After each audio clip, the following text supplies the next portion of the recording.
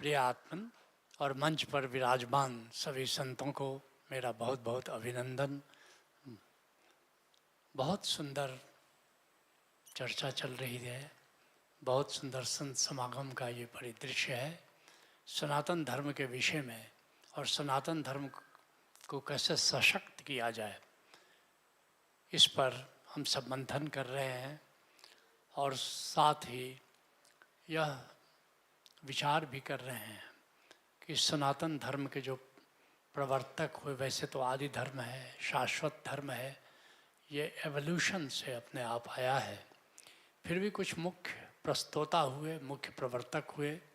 भगवान शिव प्रथम प्रवर्तक कह सकते हैं, कल हम लोग चर्चा कर रहे थे। उनके 2500 साल के बाद फिर भगवान राम ने उस रथ चक्र को फिर से गति दी।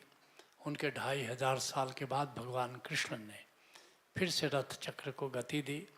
उनके 2500 साल के बाद भगवान बुद्ध ने सनातन धर्म के रथ चक्र को गति दी, और उनके 2500 साल के बाद ओशो ने उस रथ चक्र को एक नई गति दी।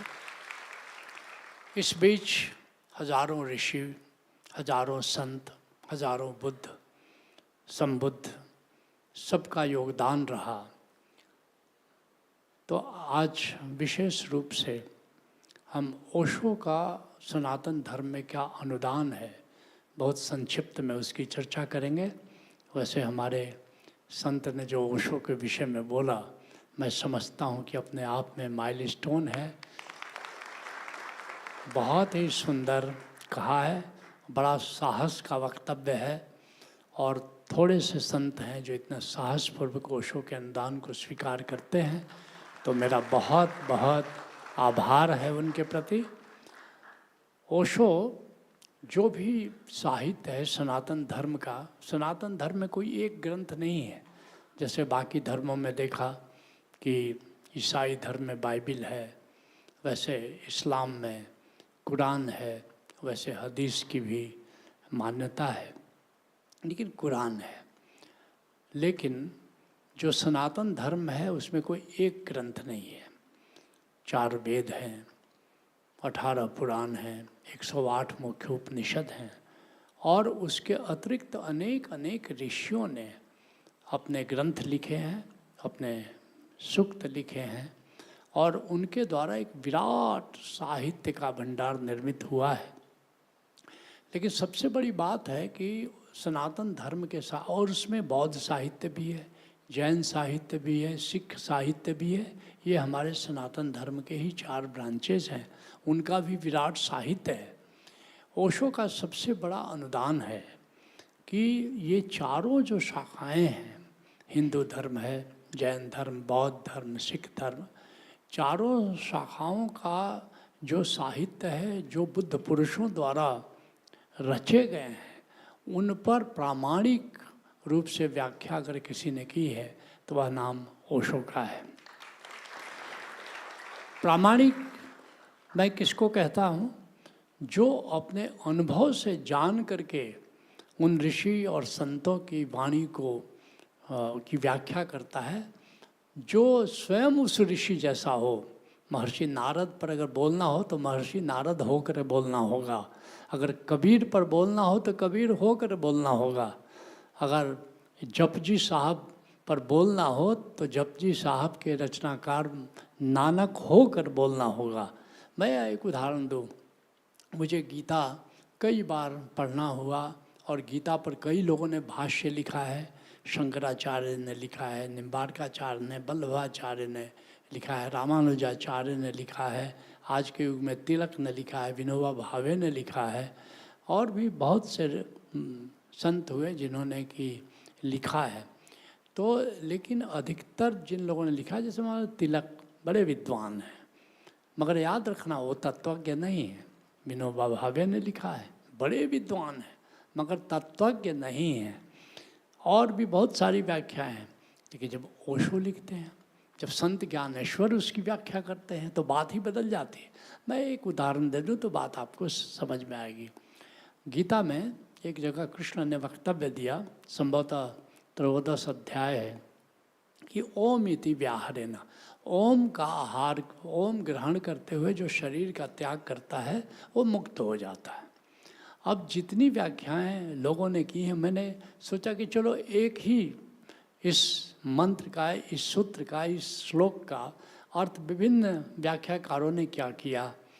संत ज्ञानेश्वर और ओशो को छोड़कर जितने लोगों ने व्याख्या की, वो लिखा कि ओम ओम करते हुए जो शरीर का त्याग करता है वो मुक्त हो जाता है। लेकिन जब ज्ञानेश्वर लिख रहे हैं तो कहते हैं कि नहीं, जो ओम अनाहत नाद के रूप में तो आत्मा के भीतर और समस्त सृष्टि में जो गूंज रहा है, जो श्रवणात्मक है, जो वर्णात्मक नहीं है, जो ध्वन्यात्मक नहीं है, बल्कि जो श्रवणात्मक है, जिसको हमारे भीतर का ये कान नहीं सुनते, जिसको हमारा चैतन्य सीधे सुनता है, उसका श्रवण करते हुए अगर कोई शरीर का त्याग करता है तो मुक्त हो जाता है। ठीक ऐसे ही अनेक अनेक ग्रंथों पर जब ओशो बोल रहे हैं, अगर नानक जी के जप जी पर बोल रहे हैं तो नानक दोबारा इस काल और युग के अनुसार उस पर बोल रहे हैं। कुछ ऐसा वक्तव्य ओशो ने दिया है, और मिट्टी भी छुआ है तो उसको कंचन बना दिया है। इतना सुंदर वक्तव्य है। तो उनके मुख्य अनुदानों की संक्षिप्त चर्चा करेंगे ताकि हमारे जितने साधक हैं वो इस बात को जान पाएँ कि वास्तव में ओशो का अनुदान कितना विराट है। ओशो भगवान शिव से शुरू करते हैं, और भगवान शिव का सनातन धर्म साहित्य में दो मुख्य अनुदान है। एक विज्ञान भैरव तंत्र, जहाँ भगवान शिव पार्वती को 112 ध्यान की विधियाँ दे रहे हैं, और दूसरा है शिव सूत्र, जिसमें भगवान शिव साधना के सूत्र दे रहे हैं।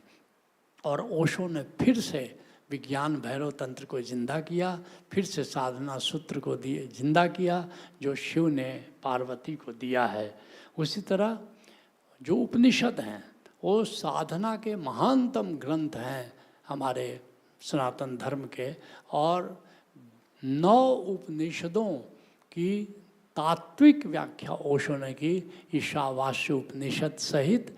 और एक एक सूत्र को जब ओशो बोल रहे हैं तो लगता है कि वो ऋषि स्वयं बोल रहा है। तुम सब पढ़ते हो, तुम सब जानते हो, एक एक सूत्र की व्याख्या इतनी अनूठी है। फिर भगवान कृष्ण पर विस्तृत प्रवचन, कृष्ण स्मृति, पहले उसका नाम था कृष्ण मेरी दृष्टि में। पहली बार मैंने ओशो साहित्य में से किसी किताब को पढ़ा तो कृष्ण स्मृति थी, पहले उसका नाम कृष्ण मेरी दृष्टि में हुआ करता था। और रास्ते में जा रहा था, अहमदाबाद की यात्रा पर था, रास्ते में माउंट आबू उतरना पड़ा, रात को रुकना पड़ा वहाँ। और फिर मैंने बड़े अन्यमनस्क भाव से, क्योंकि ओशो के बारे में तुम सब जानते हो, इतनी बदली छाई है, इतना धुंध छाया हुआ है कि मेरे विचार भी बहुत अच्छे नहीं थे ओशो के बारे में। तो मेरे पास किताब थी, लेकिन अब सोचो उस समय धनबाद से एक लंबी यात्रा तय करके मेरे पास किताब रहते हुए भी किताब के पन्नों को मैंने नहीं पलटा, लेकिन माउंट आबू में पहुंचकर मैंने बड़े अन्यमनस्क भाव से जो पहली पंक्ति उसमें से पढ़ी, वो एक झनकार जैसे झंकृत हो गया, रोम रोम झंकृत हो गया। उस रात मैं सोया नहीं और एक ही रात में पूरी किताब पढ़ डाली। और जब मैं सवेरे उठा तो मुझे आश्चर्य लगा कि इस युग में कोई ऐसा भी व्यक्ति है जो कृष्ण पर इतना पारदर्शी जो दृष्टि रखता हो। क्योंकि हमने तो माना था कि कृष्ण परमात्मा के अवतार हैं, लेकिन और कृष्ण को किसी भी तरह से व्याख्या नहीं किया जा सकता। कृष्ण पर कोई भी दृष्टि बहुत ही ऐसा ही होगा कि सूरज के सामने कोई दीपक जला रहा है, लेकिन पहली बार कृष्ण को एक महापुरुष के रूप में चित्रित किया ओशो ने, और इतनी सुंदर दृष्टि दी है कि वो ओशो के पहले और न ओशो के बाद कृष्ण पर आज तक कोई वो दृष्टि नहीं दे पाया। और फिर श्रीमद् भागवत गीता जैसे ग्रंथ पर 18 अध्यायों पर जब ओशो बोल रहे हैं श्रीमद् भागवत गीता पर, ऐसा लग रहा है कि कृष्ण फिर से अर्जुन को गीता समझा रहे हैं। ये उनका ग्रंथ है। और फिर जहाँ गीता समाप्त होती है वहाँ से अष्टावक्र संहिता शुरू होती है, और फिर अष्टावक्र संहिता जब ओशो बोल रहे हैं तो महागीता उस ग्रंथ का नाम है। जैसे अष्टावक्र को सुन कर केवल बिना किसी साधना की केवल समझ के द्वार से सुन करके जनक बुद्धत्व को उपलब्ध हो गए, ऐसा अगर सचमुच ओशो की वाणी फिर से कोई महागीता पढ़े तो केवल पढ़ करके बुद्धत्व को उपलब्ध हो सकता है। ऐसी महान दृष्टि है। और फिर भगवान महावीर पर बोल रहे हैं तो तुमको जानकर आश्चर्य होगा कि महावीर के एक श्लोक पर धम्मो मंगल मुक्किठम अहिंसा संयमो तवो देवाविषम नमम संति यस्स धमो श्यामणो। धर्म कैसा है? जो मंगलमय है। धर्म मंगलमय है और उसके आयाम केवल 3 है। अहिंसा जो आत्मा का स्वभाव है, और संयम जो मन का स्वभाव है, और तप जो शरीर की शुचिता के लिए आवश्यक है। ऐसा धर्म जिसमें फलित होता है उसे देवता भी नमस्कार करते हैं। और 594 पृष्ठों का वक्तव्य ओशो ने दिया इस पर, और इतना बढ़िया से समझाया कि लगता है कि भगवान महावीर खुद अपने सूत्र की व्याख्या कर रहे हैं। फिर तो महावीर सा जो जिन सूत्र साहित्य है, जिन सूत्र पर जो ओशो ने व्याख्या की है, अपने आप में अनूठी है। ठीक वैसे ही भगवान बुद्ध, क्योंकि ये सब हमारे सनातन धर्म के शाखाएं हैं, भगवान बुद्ध पर, जो उनके धम्म पद पर, उनके प्रज्ञा पारमिता पर, उनके प्रज्ञा पारमिता वज्रछेदिका पर जो ओशो ने वक्तव्य दिया है धम्म पद का, और उसका नाम दिया एष धम्मो सनातनो। और आश्चर्य की बात है कि गौतम बुद्ध अपनी वाणियों में कई जगह कहते हैं कि भिक्षुओं, ये जो बात मैं कह रहा हूँ कोई नई बात नहीं कह रहा हूँ, एष धम्मो सनातनो, यही है सनातन धर्म। और गौतम बुद्ध ने सनातन धर्म को पुनर्जीवित किया, और गौतम बुद्ध के वाणी के माध्यम से ओशो ने फिर से सनातन धर्म को जीवित किया। उस पुस्तक का नाम दिया एष धम्मो सनातनो। और ओशो ने कहा कि मैं भी जो बातें बोल रहा हूँ एष धम्मो सनातनो, यही है सनातन धर्म। और उसके बाद जो पतंजलि योग सूत्र पर एक एक सूत्र की इतनी सुंदर व्याख्या की है, ऐसा लगता है कि पतंजलि अपने योग सूत्रों को फिर से समझा रहे हैं। बहुत ही अद्भुत बात है और गजब की बात है। एक तरफ योग पर बोल रहे हैं, दूसरी तरफ ज्ञान योग पर बोल रहे हैं, तीसरी तरफ भक्ति सूत्रों पर बोल रहे हैं। ऐसा लगता है कि फिर से कोई भक्त बोल रहा है, शांडिल्य के भक्ति सूत्र पर बोल रहे हैं, अथातो भक्ति जिज्ञासा नारद के भक्ति सूत्र पर बोल रहे हैं। तो ऐसा लगता है महर्षि नारद ही खुद अपने सूत्रों को समझा रहे हैं। और फिर जब संतों पर आते हैं तो गुरु गोरख पर जब बोलते हैं मरो हे जोगी मरो, उस प्रवचन माला का नाम है, और गोरख की वाणी को जब समझा रहते हैं तो लगता है खुद गोरख उनके मुख से सवार हो करके अपनी व्याख्या खुद ही कर रहे हैं। और फिर सरफा तिलोपा जो सिद्ध हुए, उन सिद्धों पर जब बोल रहे हैं तो सहज योग किताब है उनकी प्रवचन माला का, जिसमें सिद्धों की वाणियों को समझा रहे हैं।